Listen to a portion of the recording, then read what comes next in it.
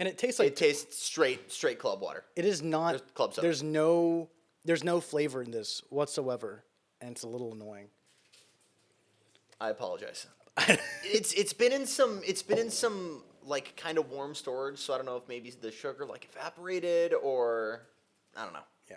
What are we talking about today? We're talking about the Rolex 24, more specifically the remainder of the IMSA season, because Okay. last time, as you know, we kind of did a very brief burner on history and kind of a quick glance of the manufacturers and who we were going to see. That was before we had kind of a full picture of the full roster of teams and drivers and kind of a good idea of what the rest of the season is going to look like. So this is going to be a little bit more of a breakdown kind of who you can expect, who you should maybe be cheering for. Right. If you're watching this now, this weekend, probably happening right now at Daytona. So Yeah, because we're recording. What's today's date? The 18th. we're Today's going the 18th. 18th. Hopefully it comes out either the Friday before or the Saturday as it literally just happened. The racer. Oh, because it starts on Saturday. It starts Saturday and Sunday. So does it qualifying and then move on to the race Yeah. on the same day? No, not on the same Not day. on the same day. Qualifying's Friday. So practice is on Thursday. Yeah. Okay, cool. But a lot of people kind of argue this right now as being practice. What's going on right now, the roar before the 24, which has been a long-lasting tradition of having basically a full weekend of prolonged testing before, the Rolex and also just the remainder of the season. So it's this kind of mishmash of getting the kind of auxiliary drivers, the guys that kind of come and only do the Rolex to kind of get familiar with the car. Because there was a whole testing session middle of December. So we've already seen a lot of these cars before. But this is the first time we're seeing them in actual, sponsored colors, full driver lineups. This is what we're seeing this weekend is exactly what we're going to see next weekend. Gotcha.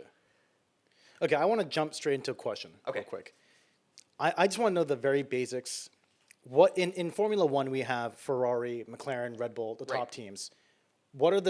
Who are the big three?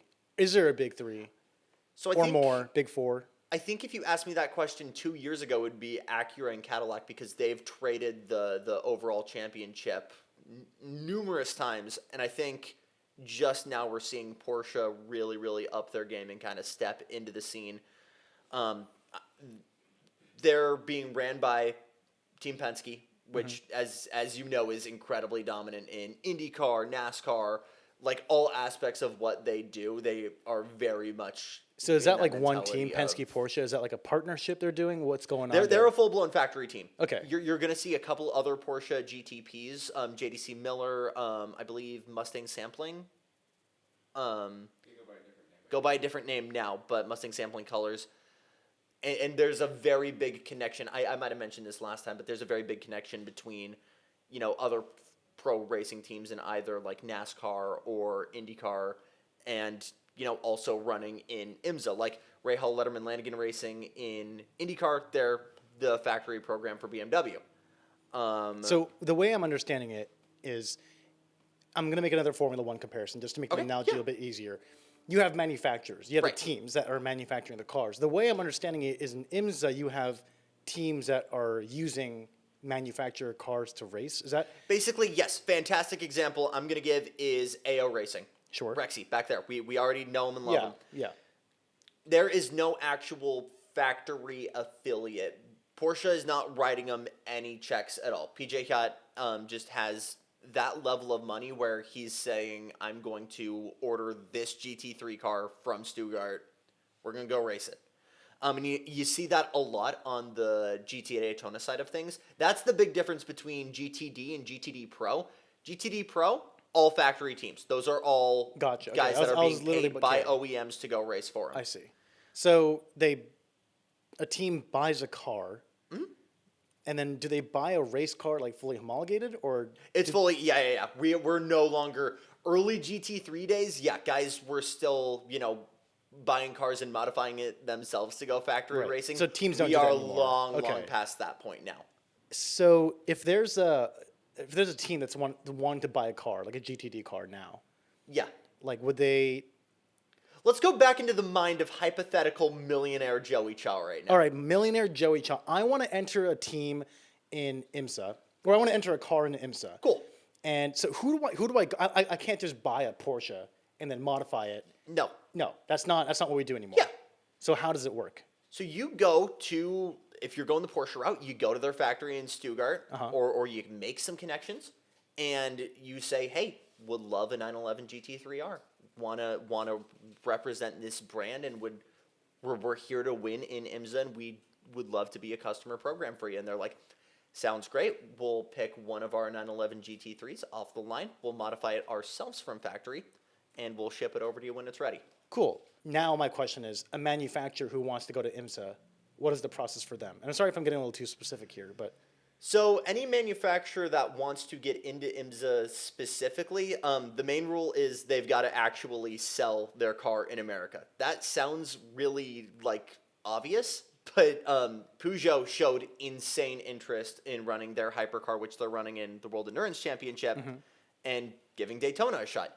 And IMSA was instantly like, no, because we don't have Peugeots. there's no market for it. They don't want to. Okay, I see. But their ownership, the Stellantis group, is there's a lot of American brands in there, so you could potentially run it as a Dodge or a Chrysler. You could do some badge engineering, as we say, and kind of be like, look, it's a Dodge.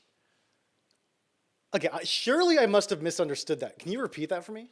So Peugeot is a part of a larger group. Yeah. Known as Stellantis. Yeah. Formerly Fiat Chrysler. Yeah. And it's a bunch of brands under one roof, right? Right. So Fiat, obviously, Chrysler, Dodge. But what you could technically do then is grab one of those Peugeot prototypes, slap a Dodge or a Chrysler logo on it, and go race, or Alfa Romeo, and go run it in IMSA, because those brands are being sold in America. So let's go into then really quickly, I think one of the best examples of a customer team, and we'll start in GTD. It's Corvette Racing by Pratt Miller. Pratt Miller Motorsports has ran that forever, and they've just been branded as Corvette Racing. But GTD Pro, I think these guys are genuinely heavy favorites going into this. You've got some really, really long tenured drivers. Vassar Sullivan, I always like as contenders, just because the car itself is so different in design. It doesn't have conventional wishbone suspension. It has a Formula One style kind of pushrod suspension. Which I don't know what that means, actually. Do you know what that means? In terms of are you just parroting things? That's going to be a really hard for me to describe right now.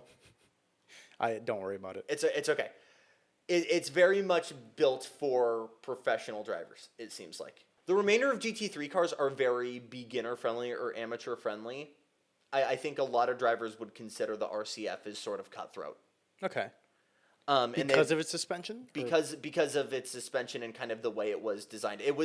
It never had really a true customer program. It was always all factory. Gotcha. So it was always professional drivers, factory-backed teams. And the door was always open, but it was always kind of designed for top-flight GT racing in mind. So it was for sure pace and aggression over kind of, flexibility and adaptability.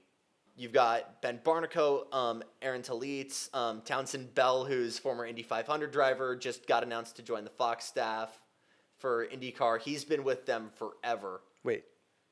Townsend Bell. Rewind that part?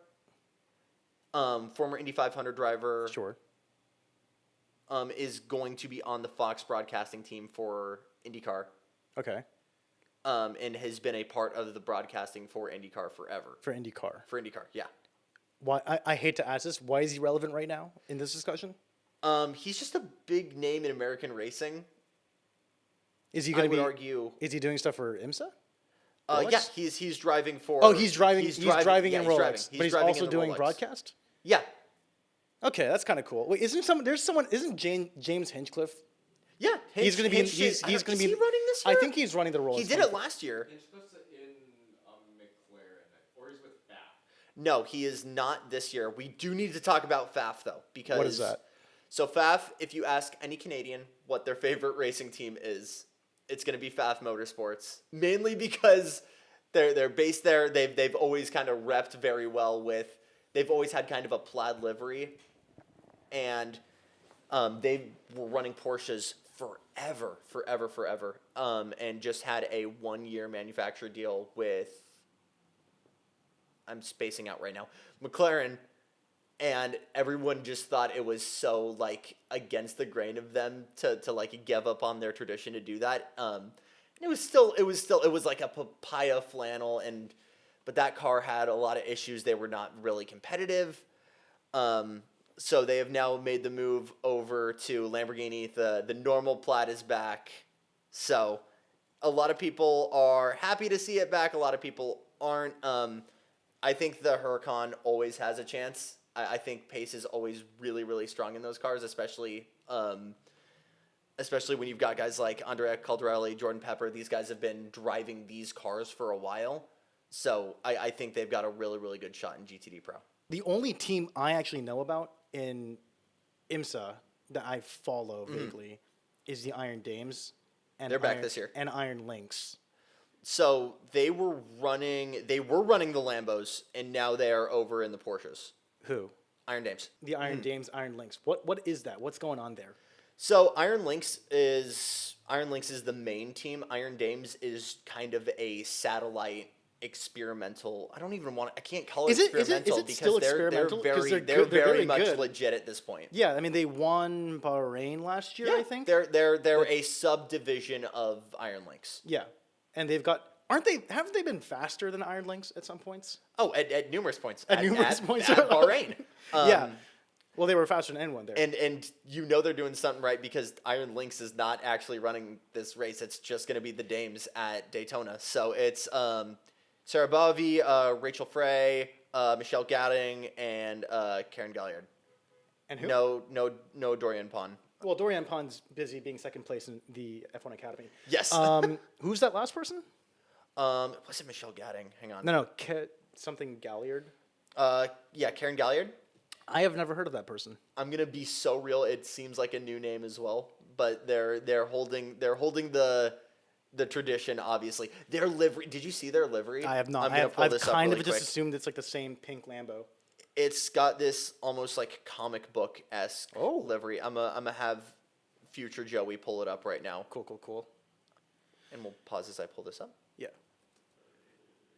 Oh, I'm going to look for drivers that I know about. You didn't tell me that Felipe Nassar is in Porsche Penske? Yes. He's been there. I didn't know that. I don't follow this. Brendan Hartley. Yes, we're working our way up to GTP. Well, I knew about Kevin Magnussen. Jack Aitken? Yes. No. Aitken's been in the. He's been here for a while. Know. Okay, that I did know. I knew he went to sports cars. I didn't know he was rolling in this year. We got the F2 to sports car pipeline with Frederick Vesti and Felipe Drugovich. Put that down. Okay, I'm sorry. Are we still rolling? We've been rolling. Okay, so Iron Dames, I'll say, here's your clippable moment, guys. Iron Dames has had this thing where they leave out these Post-it notes for fans because their whole thing is being driven by dreams. Yeah. So they have the fans kind of write down what their dreams are. So they did this really cool thing where they basically converted that, and their entire car is almost this like checkered flag pattern, but made up of all of these different. Oh, that's cool. You get the idea. I love that. Dude, all the Porsches do I kind of miss the black and pink though. No, I think this is so much sicker. Genuinely, this seemed the Lambo seemed uncreative. I don't know. It seemed basic. It was cool. It was just uncreative. I like the little yellow in there, but it seemed very. I don't know. I was a fan of the hot pink. I think it's a step up personally. I just think all the Porsches do such a sick job of like having dynamic liveries. I was talking about this with Matt. Like Rexy's a great example of this. Like, yeah, of course. Crashed at Long Beach. Car had a cast. Every time it won, it got a gold tooth. So there's going to be a gold tooth on Rexy at Daytona, but it's got like diamonds on it to commemorate their championship from last year. Oh, they won. Yeah, they won overall in GTD last year. Oh, nice. So I'm happy for Rexy. You're not an IMSA fan if you're not rooting for Rexy. Yeah, of course not. Sorry. Everyone's rooting for Rexy.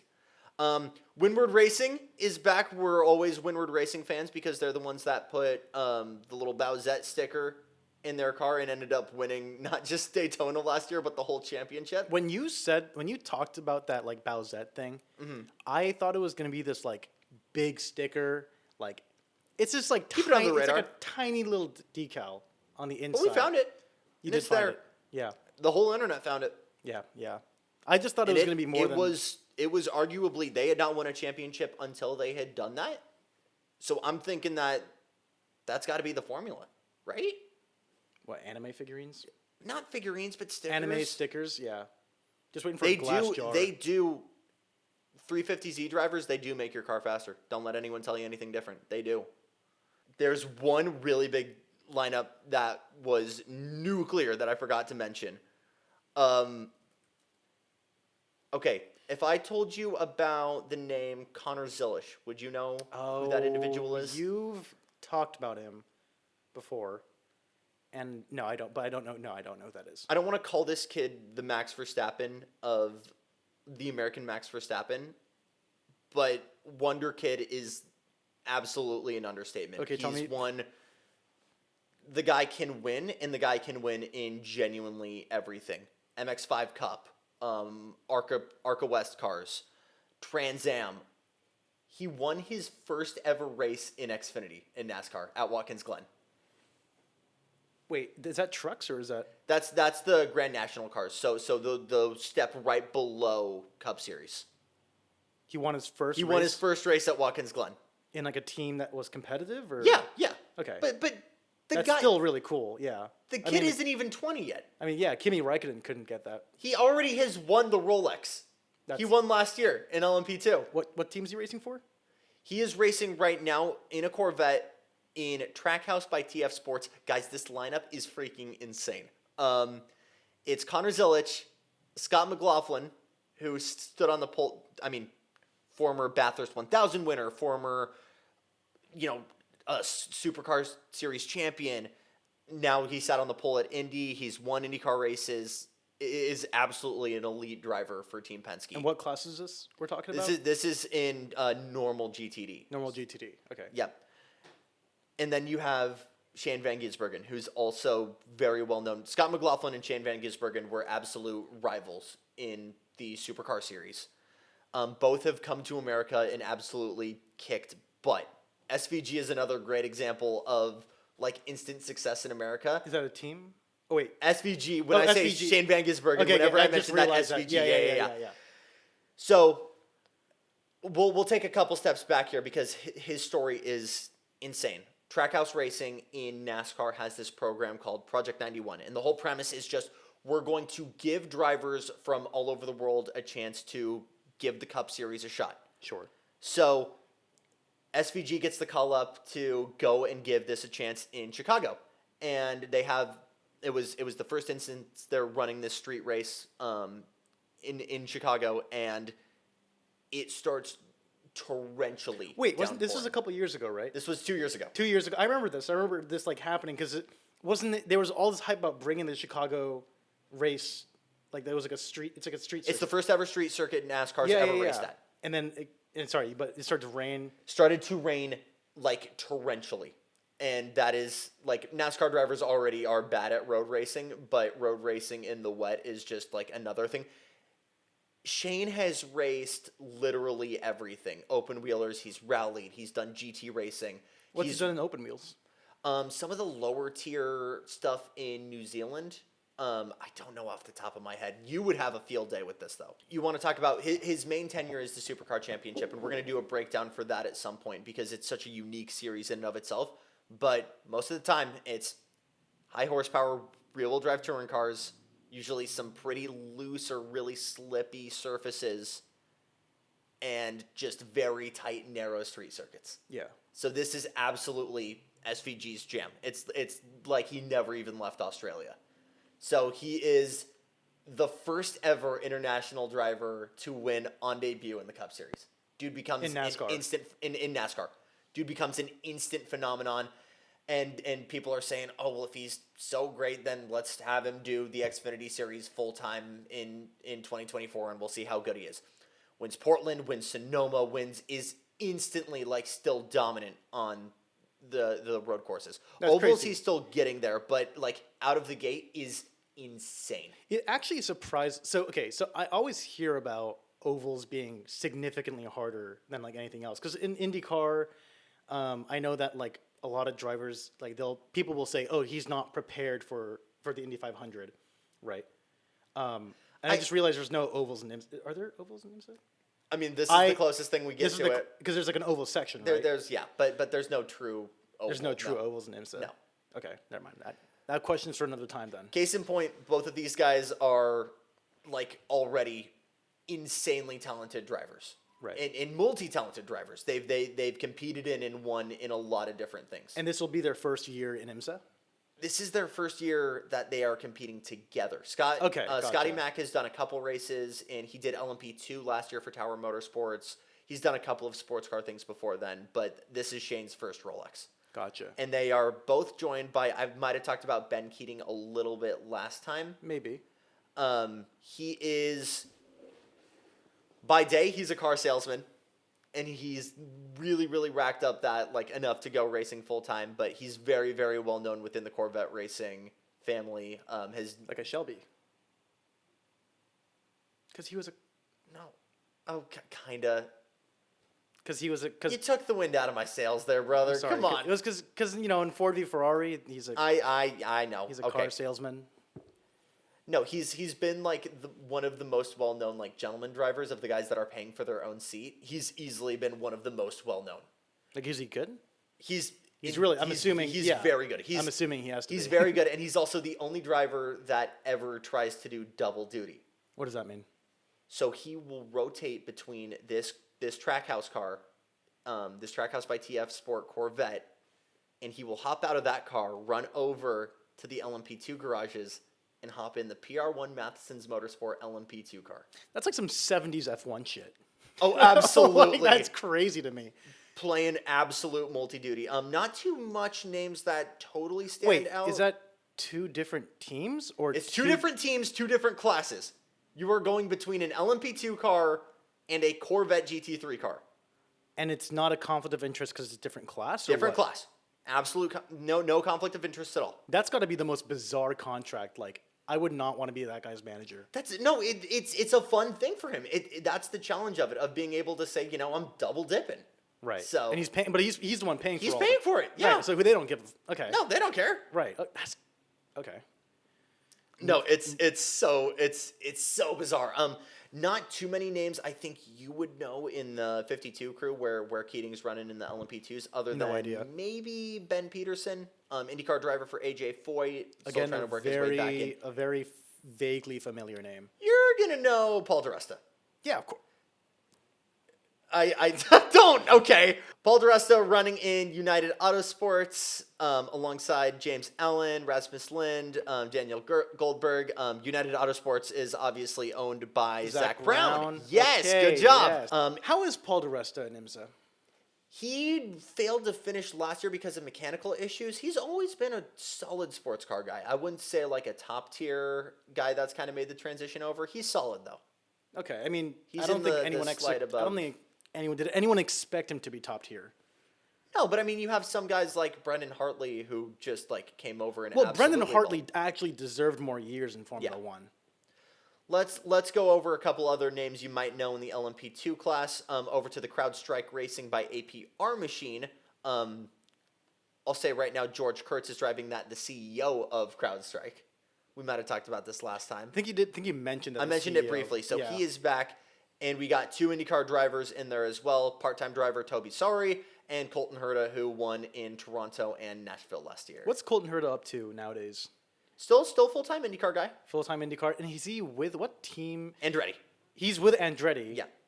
But and I want to take a real quick birdwalk here. Oh, for sure. Do you think he's on the list? He's F1 caliber. You think genuinely? You think so? I think any of the big like issues that were in his driving style, we in the IndyCar world we call it Herta-isms of the guy gets impatient, gets over eager. He sees that gap and he wants to close it as quick as possible. Not how he lost the Indy 500, but how he lost Nashville. Herta will sometimes set himself back, make a slight mistake, and then try and dig so hard to correct on that he throws his whole race away. Guy gets over eager, gets impatient. I think this year there was a lot of recovery from those kind of old habits. And if it wasn't for maybe a couple of issues on Andretti's end, I think would have had a lot of a better chance of winning the championship. But still had a really good campaign. I think he's absolutely still Formula One caliber. Right. Whether he actually gets his, he does have his super license now. Didn't he say something? Got it this year. Okay, cool. But he's got to be fully committed to the IndyCar champ. Oh, 100%. I feel like if he doesn't get that, then there's no F1 seat for him. No. Yeah, for sure.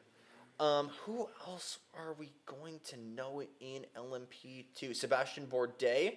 Okay, another driver who deserved more in F1. Absolutely. Who do you get replaced by? Ricardo? It was not Ricardo. He drove in 2008. He was the teammate when Vettel got his first win. Was he replaced by Buemi? He might have been. Because I remember there were 2 Sebastians in a row at Toro Rosso. Is that even the right team? Yeah, it was Toro Rosso at that Toro point. Rosso. I think it was Bourdais, I don't know. Bourdais. And then Buemi, and then I'm assuming Ricardo at that point. Vern. It was Vern? It was Jeff, yeah. Was it? I don't even know how to pronounce that, but Jean-Eric Vern. Vern. Was before Ricardo, because they pulled Ricardo from HR. Back when Verstappen was still VES. Yeah. Instead of VER. Yep. Yeah. That tripped me up the first time I went back to like old like races. I'm like, who the fuck is who's Verstappen? best? Who's best in Ver? Anyway, but yeah. Bourdais, by the way, is absolutely.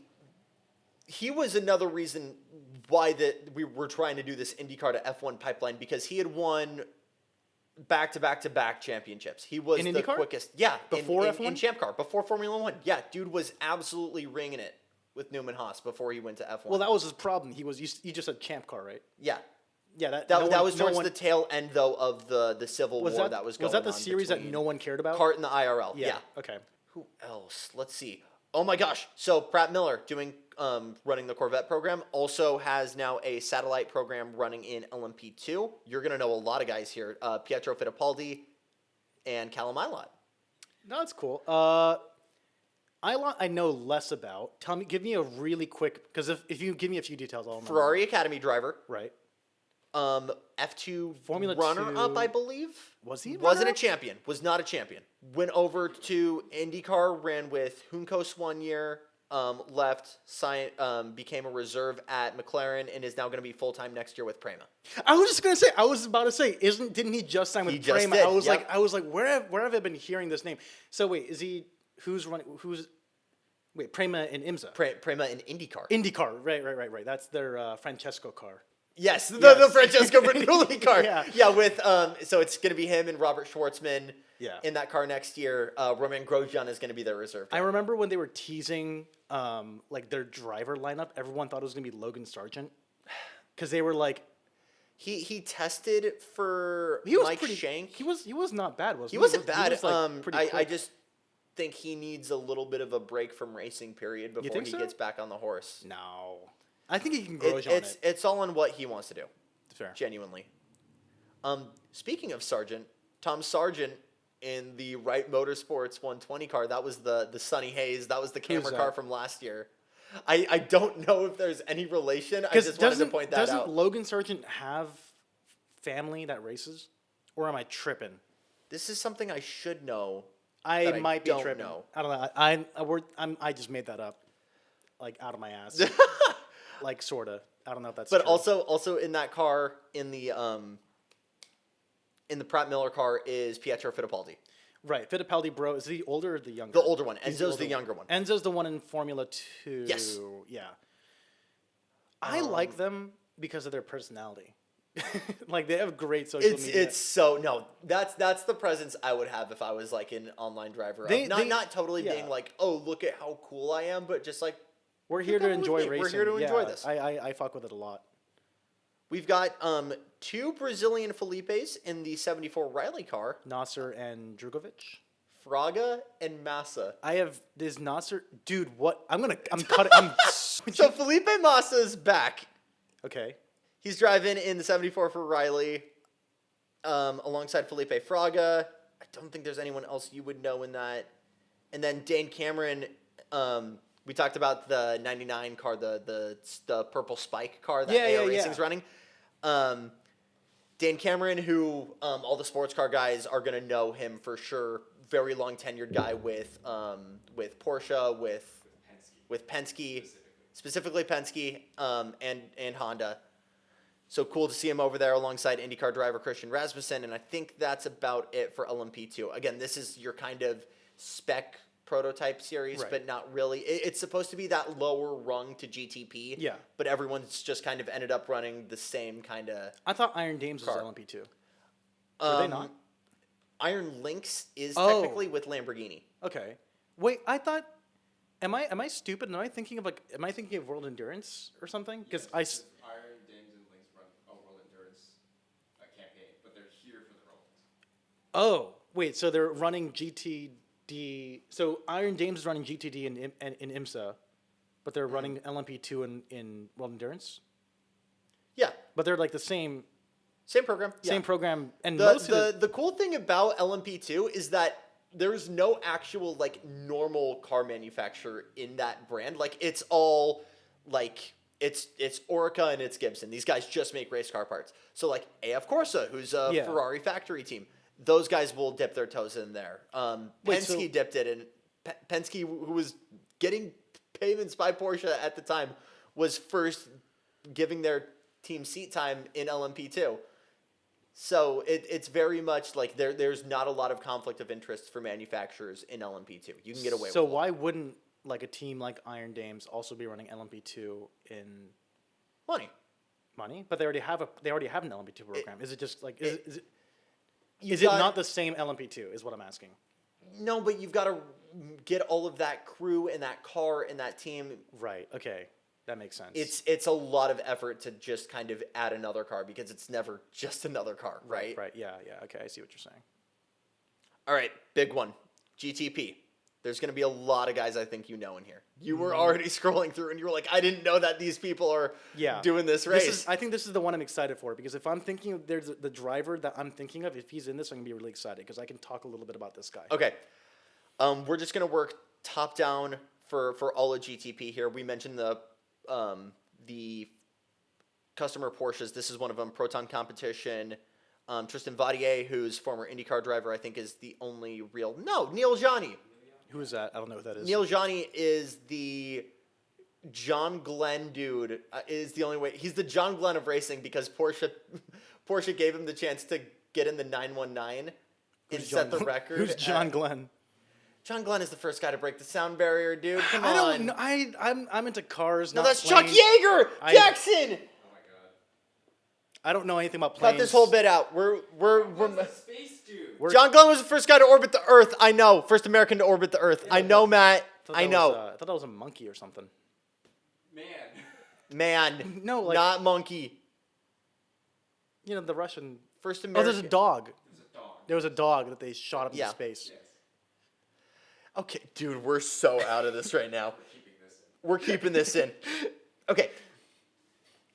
This actually what totally were we- does deserve its own kind of bird walk, though. Do you know anything about the 919 Evo? No. I love how I can just sometimes throw total gibberish I- at you, and I have- sometimes you I- get it, and sometimes you don't. I think people overestimate my ability to recognize cars like by model. Mm-hmm. I'm not that much of a car guy. So explain this to me. Okay, so before the current regs, the top regs in the World Endurance Championship, there Yeah. was LMP1. It was almost as expensive as a Formula One team to run. They were running out of people that wanted to compete in it. Manufacturers were pulling out.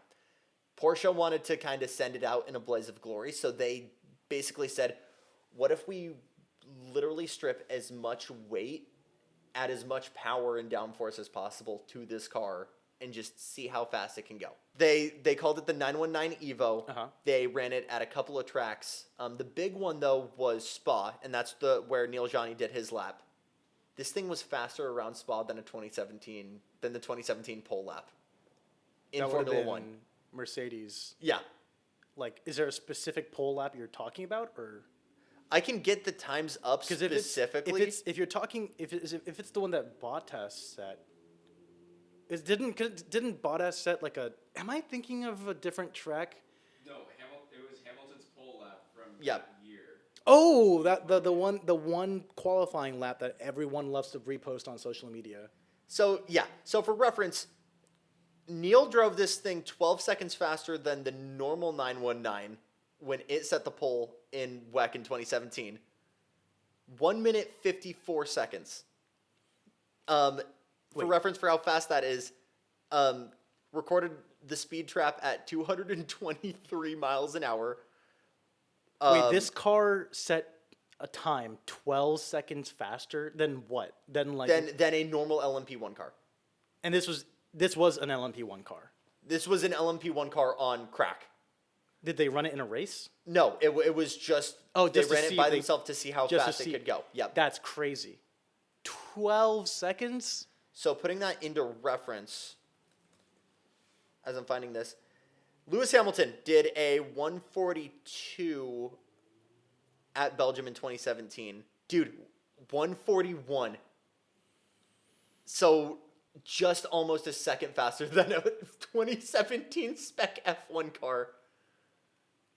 Which, by the way, was built to maximize downforce, like the fastest set of F1 regs to date. Yeah, that is meant. Or the start. We'll tone that back. The start of the fastest regs in Formula One today. Yeah, because that was broken immediately the next year. Yeah. Well, yeah, but you know. Also, I know you're not super familiar with Nürburgring times, but did a 5-minute 20-second lap around the Nordschleife. That sounds fast because I know isn't like 7 minutes like the 7 minutes in a road car is like already insane. Yeah. But this is like a 13-mile lap. Yeah. So, like, 2 minutes is literally an eternity when you compare it to that kind of stuff. So, no, it was absolutely all out. So, Neil Yanni is absolutely the test pilot, one of the bravest guys, and he's in Proton with Tristan Vadier. I just think that's a really cool driver and a really cool pairing for that whole group. And it's cool to see him back in a Porsche, even if it's not factory. Going to the actual factory Porsches, though, we got the 6 and the 7 car. These are the Penske cars. Matthew Jaminet, Matt Campbell, Kevin Estra in the 6. And then you are going to know in the 7, Felipe Nasser. Of course. Who was very close to actually driving for Carlin in IndyCar before COVID. Felipe Nasser, what was his career like in Formula One? It was, I want to say, 2 years with Sauber. Was it? Yeah. Was it only that short? Because I feel it was pretty brief. I feel like he had a bigger presence. I think it was only Sauber, and it was only about 2 seasons. Huh. That's correct. Yep. Why do I remember him having more of a presence? And I guess not. Was he? He might have had a couple years as a reserve. Maybe. I'm not entirely sure, but okay. Who else are you gonna know in the 10 in the Wayne Taylor Cadillac? You got Brendan Hartley.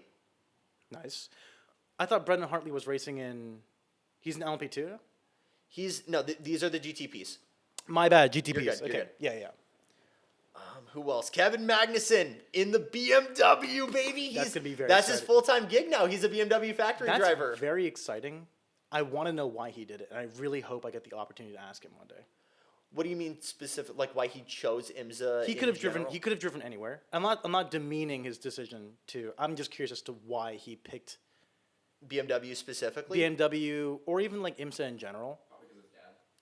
Yeah, I mean. Jan. Oh yeah, I forgot about Jan that. was Corvette racing forever, and he was almost a part of that GM family.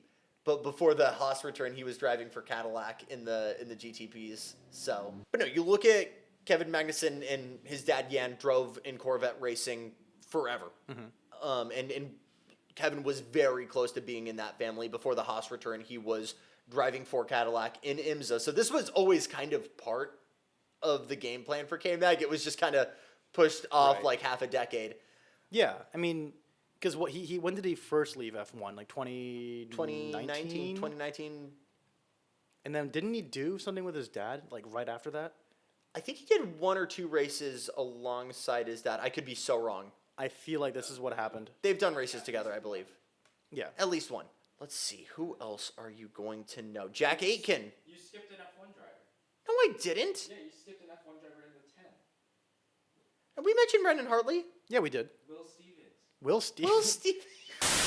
You know Jack Aitken though. I do know Jack Aitken. Yeah, he's been with Caddy for a while. He's unfortunately known as the guy that binned the Cadillac start at Le Mans last year, like 5 minutes in. But he's been awesome. I've always wanted to see that guy succeed. I've been following him since F2. I feel like he's the most repeated. Like whenever a YouTube video says, like, oh, an F1 driver, it's always Jack Aitken. When they don't specify what F1 which one it is, it's always him.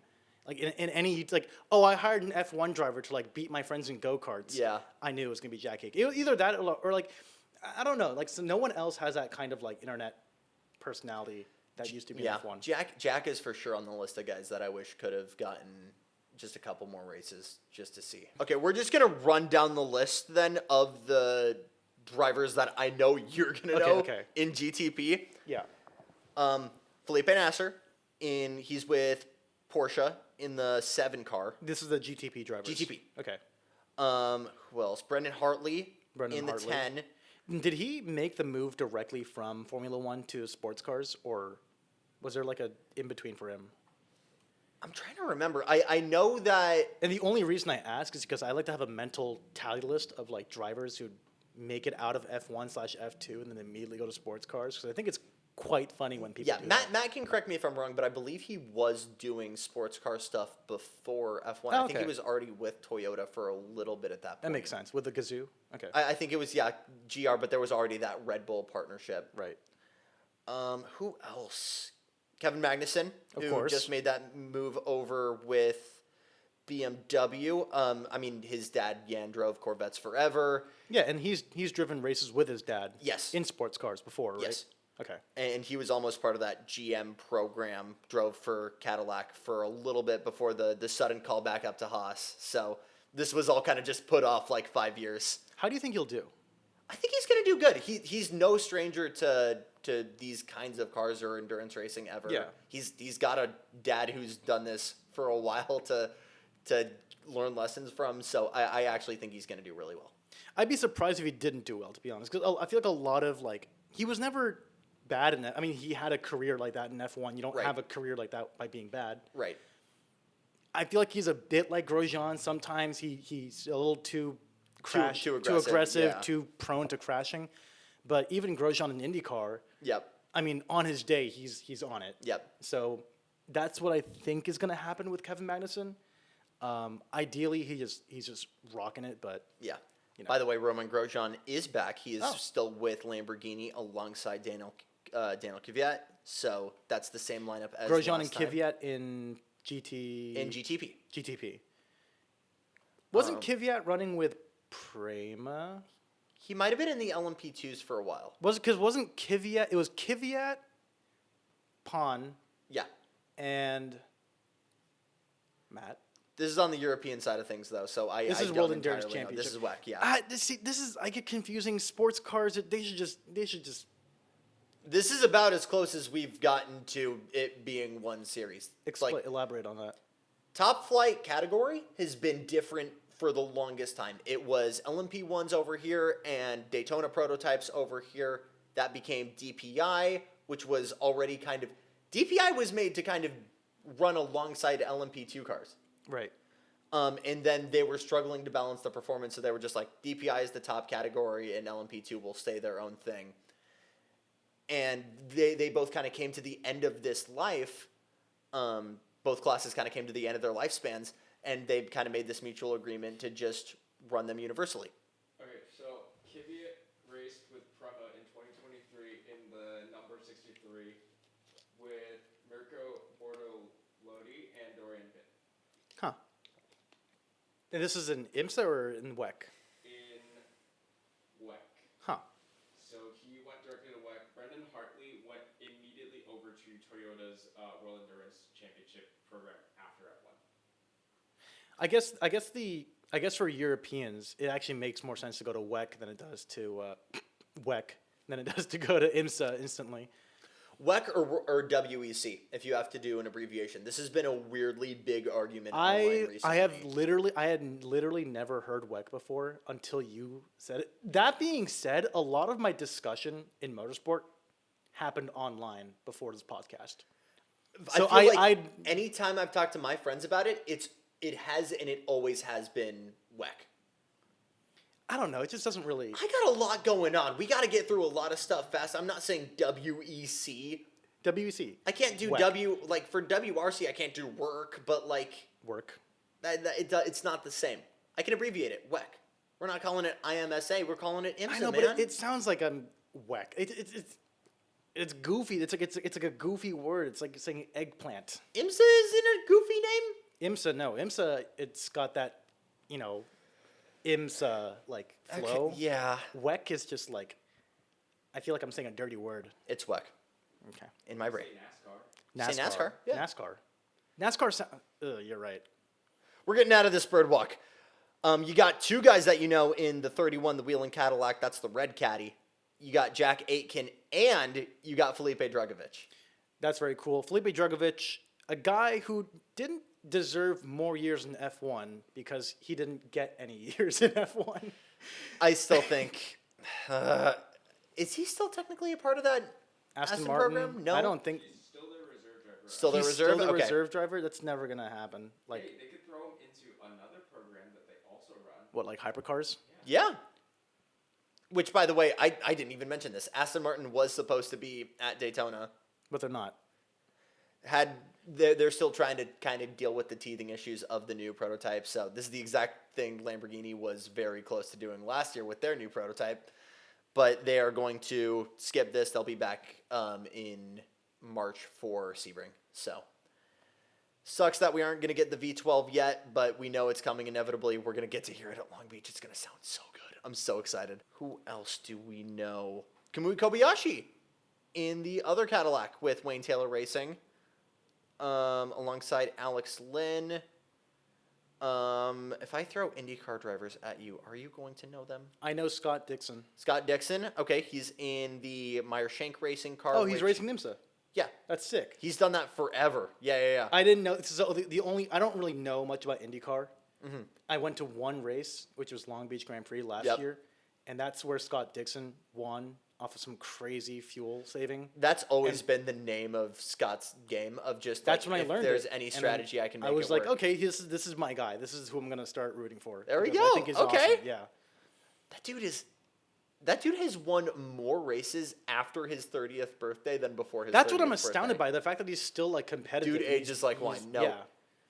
We're gonna talk so much about that when we have our IndyCar burner. I also but want to flash back to Kobayashi, yeah, the guy who, the most deserving person, who deserved to. oh my god, absolutely. Like he got the equivalent. What happened to Kobayashi is what's about to happen to Sainz, in my opinion. Like it's a close enough. You get booted from a team. You get sent back to fucking cater him. You're Like- a victim. You're a victim of the business side of things. Yeah. But yeah, continue. Go on. I think we've got one last big name that I know you're gonna know, and that is Pascal Wehrlein. No. He was Former. teammates With, Nazar. yeah, teammates with Felipe Nasr. Again, Marussia, right? Was with Manor for a little bit there. I never really followed those like. Mm-hmm. Yeah. Wait. So what was his name again? Pascal Wehrlein, German guy. Oh, I know that name. I only Formula know- E, because he won the Formula E championship Yes. last Okay. year. He's also racing DTM as well. Yes. Maybe. Yeah, it's got to be Mercedes.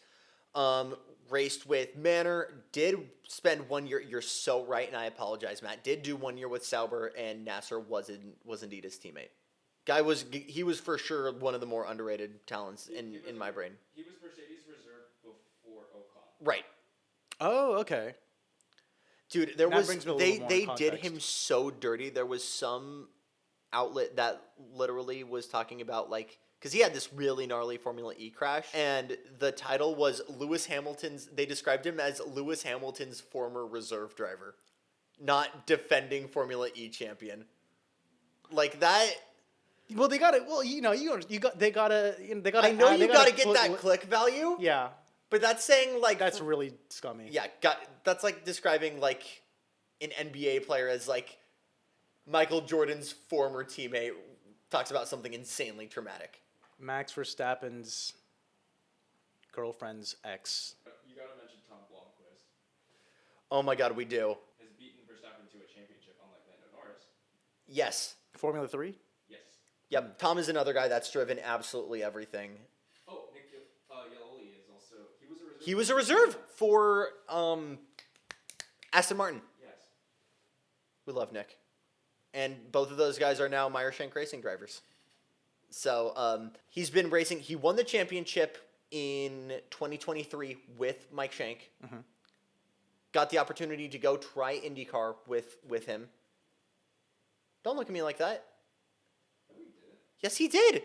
Meyer-Shank did not win the 2023 IMSA. Champion? No, it was the Oh. 31 Action Express. Won Daytona. I'm sorry. He won Daytona. They would have won that championship if they didn't change their tire pressures illegally. Yes. That's what I meant to say. But he went out on a win with them. Got the chance to then go do IndyCar. Mm-hmm. Was unfortunately not super fast, which is disappointing because I want the sports car to IndyCar pipeline to be a real thing, and I don't know if it is.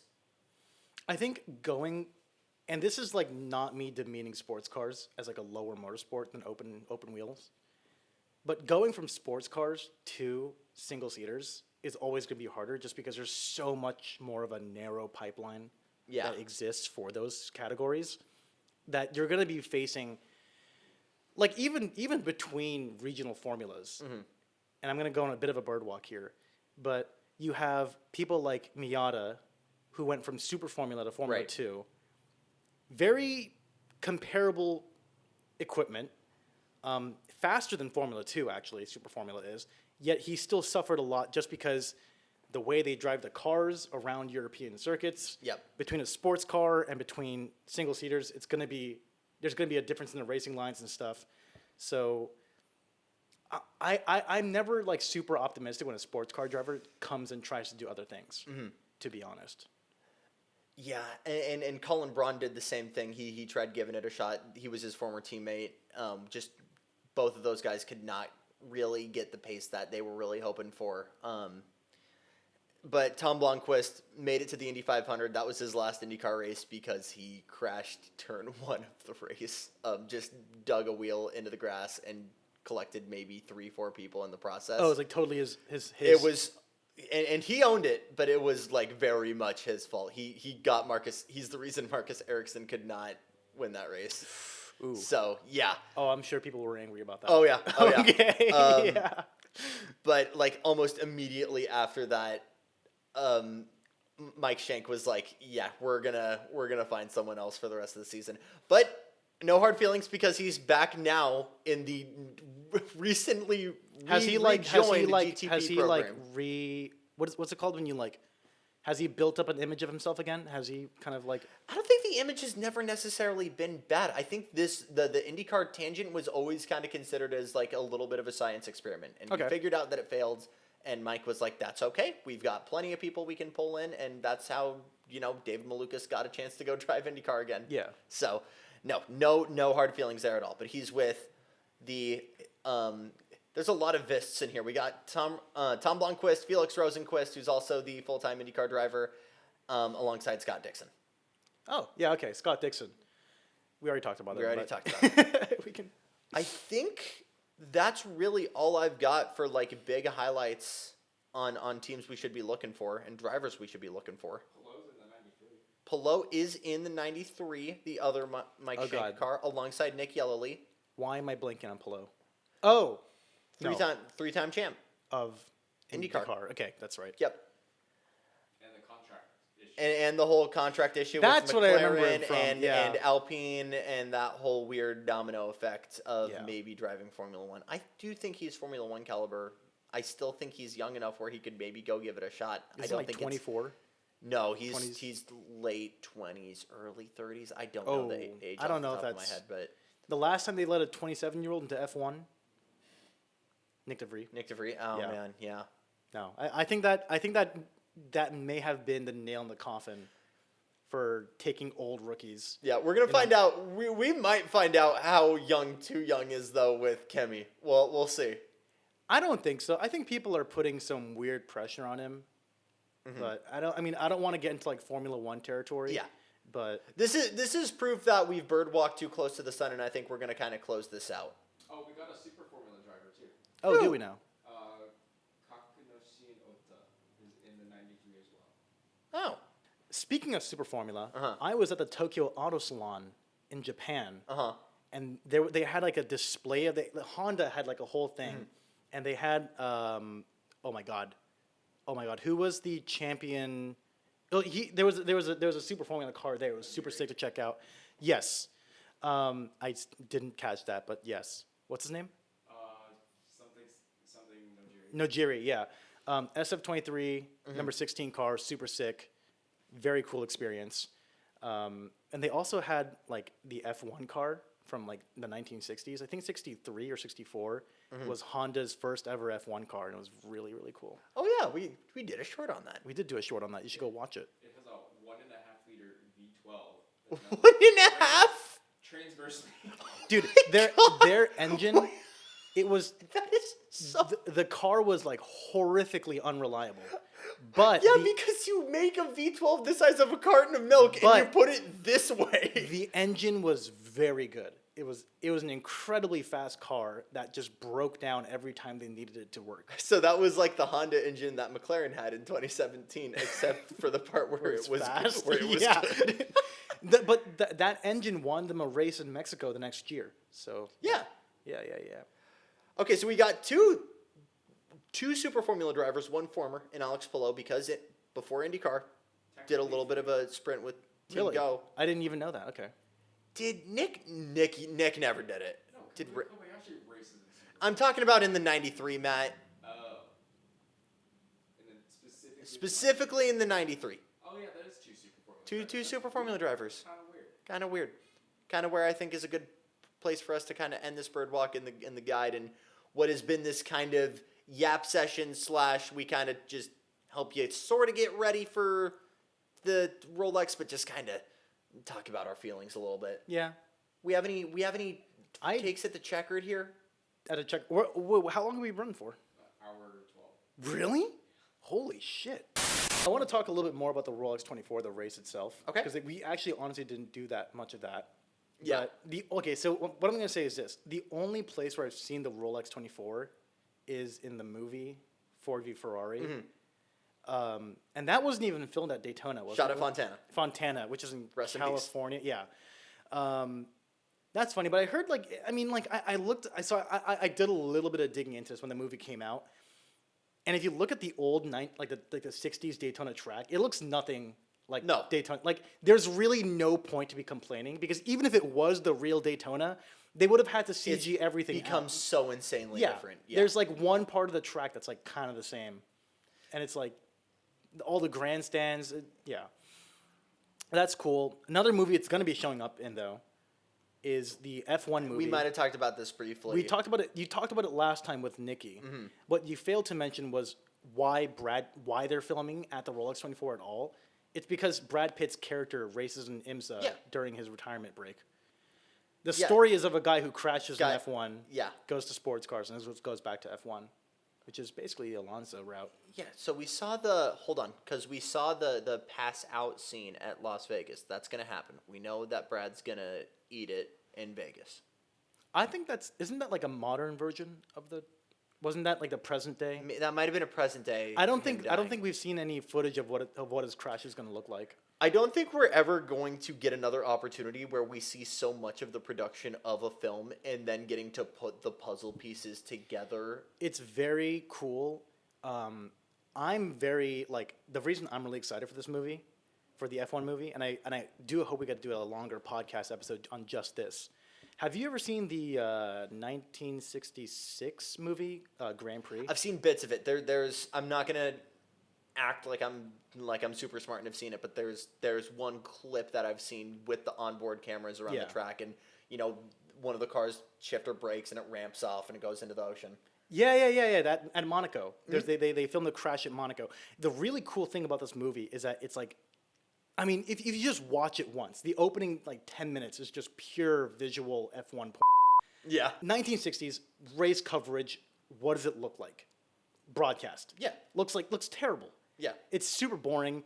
What you get is 30-second clips on worldwide Web of Sports. I mean, in the 60s, it was literally you got a tape recording of Yeah. it and live commentary of Graham Hill wins the 1963 Grand Prix. Like that, Yeah. there was no live And, coverage. Yeah, there was no live coverage because like like the way they contracted all that stuff out, like broadcast whatever, it was so messy. It was so like not handled very well. What John Frankenheimer did with Grand Prix was bring like a level of accessibility to viewers like they had never seen before because it was a new movie. It was a movie set basically. And I'm really excited to see that in the F1 movie, is bring people as close as they can possibly get. Get that sense of speed. Get that sense of speed. I think a movie that did a really good job of this was Rush. Oh yeah. That movie, if you look, I mean, they don't really have that many like technically like demanding shots. No. But they use a lot of tricks to make it look so fast and real and exciting. That's what I really want, is some good fucking racing. That's all I want. I don't want any more of that, you know, what pissed me off in Ford v Ferrari. Don't gimmick it, right? Don't gimmick it. Don't do that shit where they say, oh, 7,000, like I don't know if that scene at Daytona, It doesn't mean anything. it doesn't mean anything because if you're a driver, you're going to be pushing as hard as you can on the pedal the entire time. There's never going to be another gear that you're not using for 90% of the race. And that annoyed the shit out of me in Ford. In otherwise what was such a good racing movie. To be fair, that car only has 4 gears. Also, to be fair, older race cars in endurance racing, you have to like limit the crap out of them to run. In endurance racing, there was a sense of limitation, so you didn't grenade the motor. Okay, fair. So like to be fair, they're still using all the gears. They're probably not using it at full speed. So it kind of makes sense. Just Still pretty gimmicky though. I'm gonna agree with you on that. And I think I will mark that as our take at the checkered, because we are getting pretty solid overtime here. And if you've stuck with us till the end, I really, really appreciate it, and hoping that you enjoyed this as much as Joey and I had fun making it. So we hope you join us next time. We hope you enjoy the Rolex 24. Drop the comments on who you think is going to win in any of the classes. Who do you think's going to win? Ooh, man. I want to see BMW win. They're looking really good in testing right now, but it's hard to say with sandbagging and everything else. You got a superstar driver in Kevin Magnussen. I really, really want to see BMW get things figured out. Who's Kobayashi racing for? Kobayashi is Cadillac. I forget which. So Yeah. then I'm rooting Wayne for Taylor that Racing. car. Okay. I'm rooting for them and the Iron Dames. Always. I think those are the only like 2 teams I genuinely care about if they do well. Kobayashi, I just Yeah. Guys, thank you so much for watching. And for Joey Cha, I'm Jackson Lambros. Let your passion fuel you. We'll see you next time. I'll see you around.